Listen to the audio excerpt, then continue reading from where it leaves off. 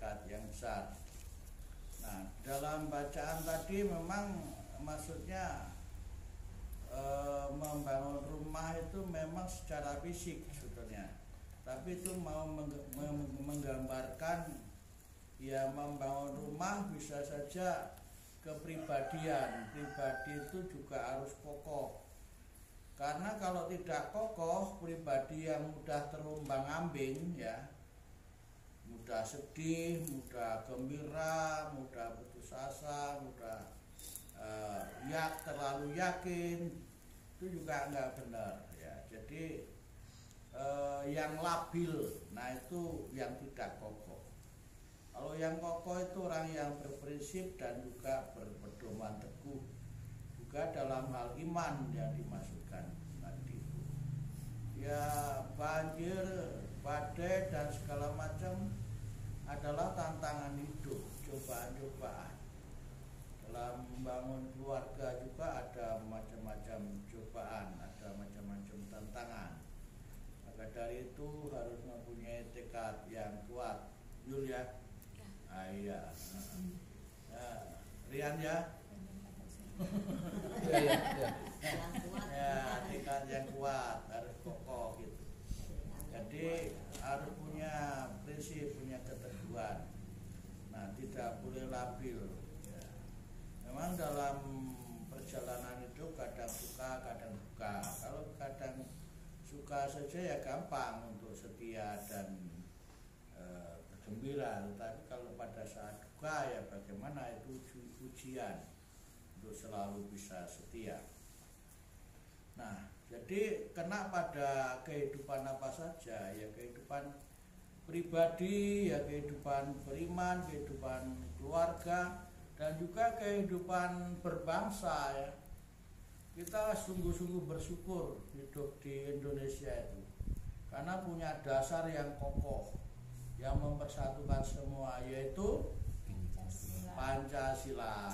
Itu semua itu, kalau nggak ada dasar negara Pancasila ini udahlah, Indonesia itu udah hancur dari dulu, udah hancur dari dulu. Jadi memang dasar itu penting ya. Kadang-kadang didik dengan dasar itu ya menang dasar ya. Apa kurangnya orang berpendidikan? Banyak orang berpendidikan, tetapi dasarnya kokoh, keyakinan pokoknya itu salah, ya salah ya. Karena itu dasarnya itu yang harus benar. Nah, kita juga bercermin dari cara hidup jemaat pertama. Memang dasar udah benar, tapi caranya bagaimana ya? Perlu perawatan, perlu pembinaan, perlu pendampingan, perlu ya perwujudan.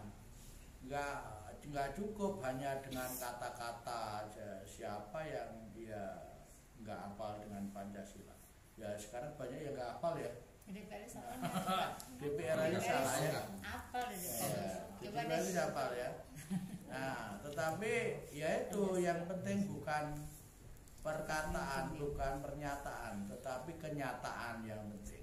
Jadi pernyataan itu harus sinkron dengan kenyataan. Pernyataannya bagus-bagus bisa saja, tapi kenyataannya bagaimana, itu yang penting. Maka dari itu cara jemaat pertama itu sungguh-sungguh ya keyakinannya benar dan mewujudkan di dalam hidup itu ya benar. Maka dari itu jemaat pertama itu kokoh, kuat, dan cara menghayati imannya benar. Maka dikatakan di dalam bacaan tadi bahwa jumlah mereka itu bertambah dari hari ke hari. Semula itu para rasul takutnya bukan main, masuk rumah tutup pintu jendela ya kan. Tapi akhirnya karena Roh Kudus mereka tidak lagi dihinggapi roh ketakutan, tapi roh kekuatan. Saya juga dulu itu mikir reformasi menuju Indonesia baru. Tapi siapa yang ngerti untuk menuju Indonesia baru itu, pembaruan itu dari mana? Pembaruan itu dari Roh Allah ya. Kuduslah Romo ya Tuhan. Terus dan jadi baru seluruh muka bumi. Nah begitulah para rasul itu bersaksi. Kami dan Roh Kudus adalah saksi untuk semuanya itu, dan mereka tidak ada takut-takutnya itu karena sudah punya kekuatan dari Roh Kudus. Begitu juga dalam perjuangan hidup, harus mengandalkan Roh Kudus, mengandalkan diri sendiri saja lemah kita. Dan para rasul juga, dan Bunda Maria ada di tengah-tengah jemaat pertama itu ya pada saat itu. Nah, kita pada bulan Mei ini ya masuk pada bulan Maria ya.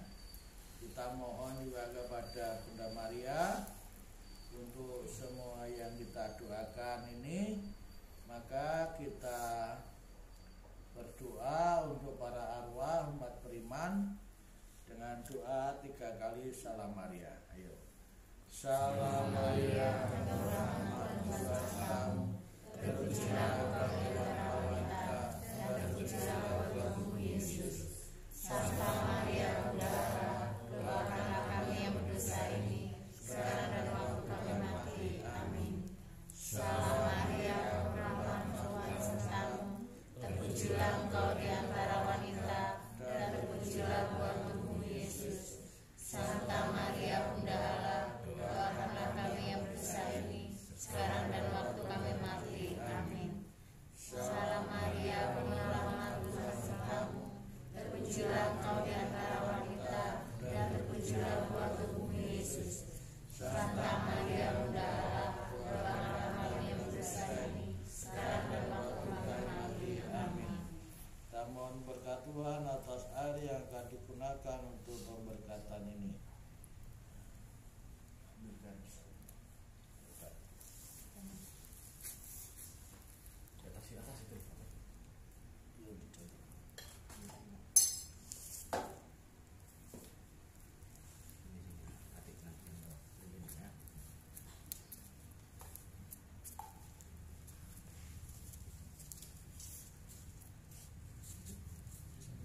Mas Agus, Mbak Lili sama Salim. Ya, adik bapak ya. Titip bawa salibnya.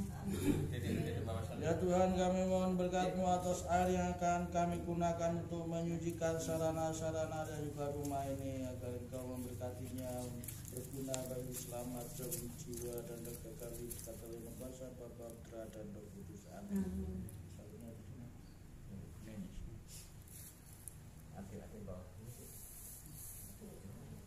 Saudara sekalian, di hadapan kita tersedia salib, wujud palang korpus, yaitu patung Yesus yang tergantung.